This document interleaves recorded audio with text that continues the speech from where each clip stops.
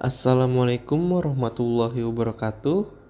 Saya Alfiza Rifki Jatnika dari Prodi Mekatronika. Di sini saya akan mereview salah satu usaha yang menurut saya sudah sukses. Tugas ini dibuat untuk menyelesaikan nilai ujian akhir semester pada mata kuliah kewirausahaan. Dalam kondisi saat ini yang pandemik, saya meminimalisir pertemuan kepada pengusaha, sehingga saya merekam percakapan ini via telepon. Inilah isi dari wawancara saya kepada sang pengusaha tersebut. Baik, Assalamualaikum warahmatullahi wabarakatuh. Perkenalkan, saya Alfiza Rifki. Maaf sebelumnya jika mengganggu waktunya. Saya di sini akan menanyakan beberapa hal kepada Bapak tentang usaha yang Bapak miliki untuk menunjang tugas KWU. Sebelumnya, apakah benar ini dari Bapak Mehmet selaku pengusaha fabrikasi mesin? Waalaikumsalam, betul. Saya berada di Kutai Timur, Kalimantan Timur dengan usaha bengkel las.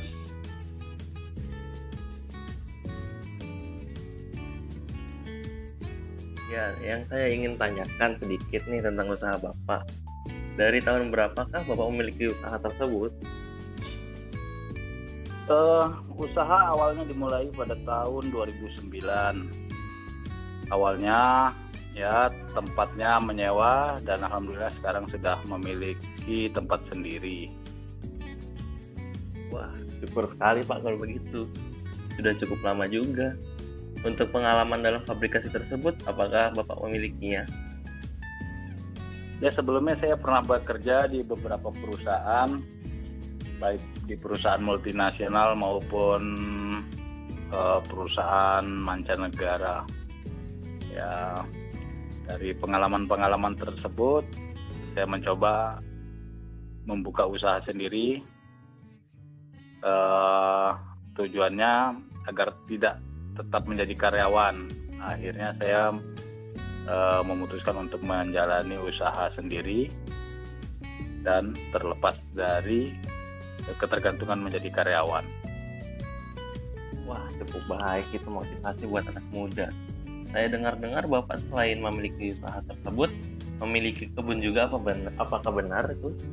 Gimana? Selain usaha tersebut, apakah Bapak memiliki kebun juga? Saya dengar-dengar waktu itu.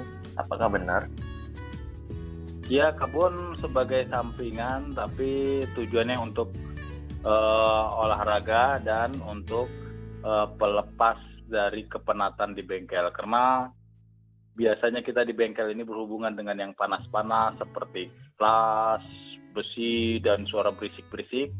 Nah, untuk menetralisir semua itu, saya berinisiatif untuk berkebun. Jadi pagi hari sebelum mulai bekerja dan sore hari setelah bekerja, tujuannya untuk menetralisir hal-hal negatif yang saya dapatkan di bengkel seperti panas, berisik, dan lain-lain. Nah, di kebun saya mendapat ketenangan dan kejernihan pikiran. Wah, hebat sekali Bapak dalam mengatur waktu nih. Kalau boleh saya tahu, untuk penghasilan sebulan dalam usaha tersebut berapa ya Pak? Namanya kita usaha ini selalu berfluktuasi. Namanya mengharapkan yang datang dan kita kadang-kadang mencari, dan mencari itu tidak selamanya juga menghasilkan. Ya, kalau dibilang relatif ya yang penting cukup lah. Kadang-kadang pernah besar, kadang-kadang pernah tidak besar juga, tapi intinya cukup aja untuk keluarga, anak-anak sekolah, untuk keperluan-keperluan lainnya cukup saja. Apakah itu di range 5 sampai 10, 10 sampai 15 atau berapa Pak? Kalau boleh tahu? Kadang-kadang pernah sampai 100 juta ke atas, pernah juga antara 50 sampai 75, pernah juga antara 20 juta. Tapi saat sekarang ini, saat pandemik ini, perusahaan-perusahaan banyak membatasi pertemuan dengan pihak luar, terutama dengan kontraktor.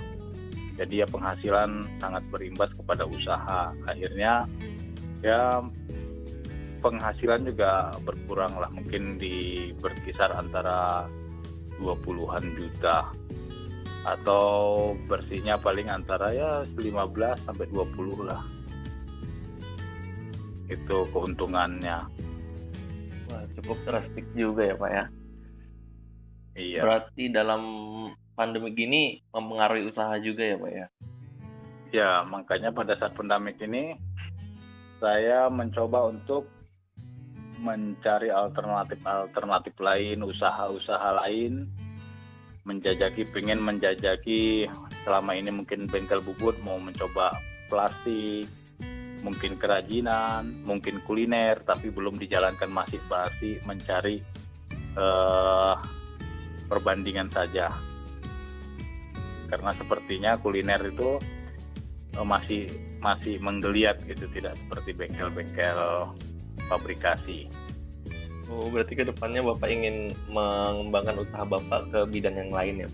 Ya, bidang lain, karena bidang lain tentu pasarnya berbeda. Pabrikasi punya pasar berbeda, kuliner pasar berbeda, kerajinan pasar berbeda. Jadi ya, seandainya pabrikasi lagi turun, harapannya di kuliner atau di kerajinan saya dapat pasar dari luar daerah atau luar negeri gitu kan.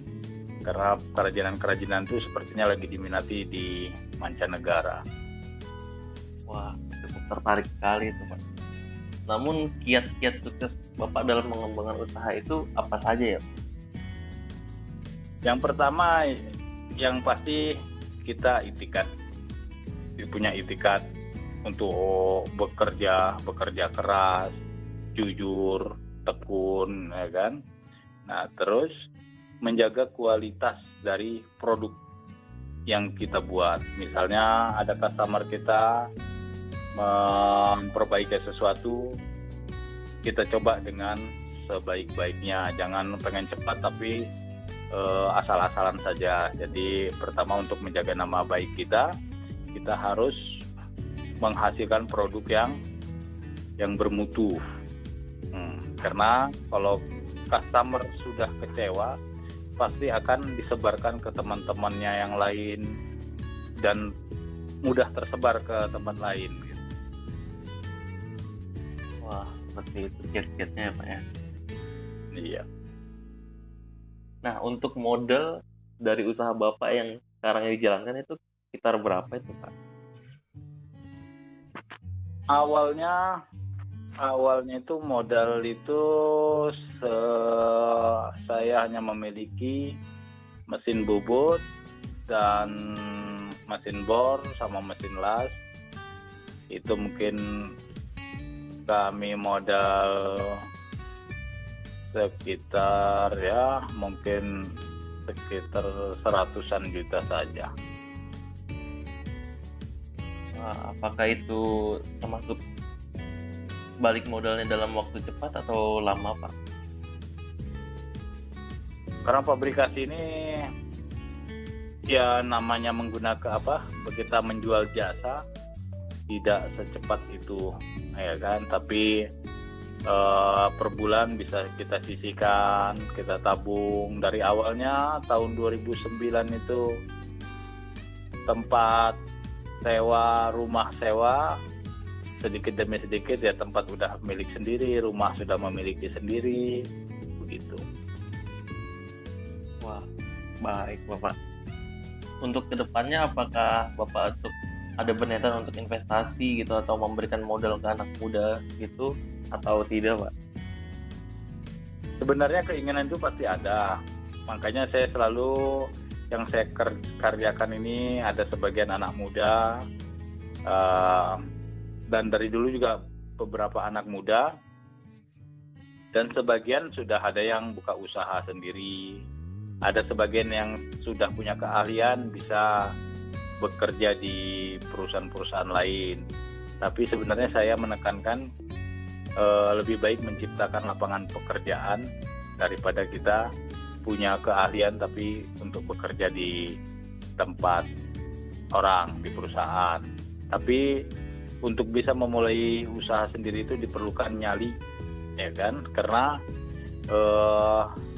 kita siap untuk tidak mendapat orderan, siap untuk tidak punya duit seandainya tidak ada kerjaan. Kalau karyawan kan pasti setiap akhir bulan dapat gaji gitu. Wah, benar itu Bapak. Mungkin karena waktu juga terlalu lama, mungkin saya cukupkan sekian ya Pak ya. Terima kasih atas semuanya, semoga bermanfaat bagi anak muda zaman sekarang yang ingin memulai usaha. Terima kasih atas waktunya Pak. Assalamualaikum warahmatullahi wabarakatuh. Waalaikumsalam warahmatullahi wabarakatuh.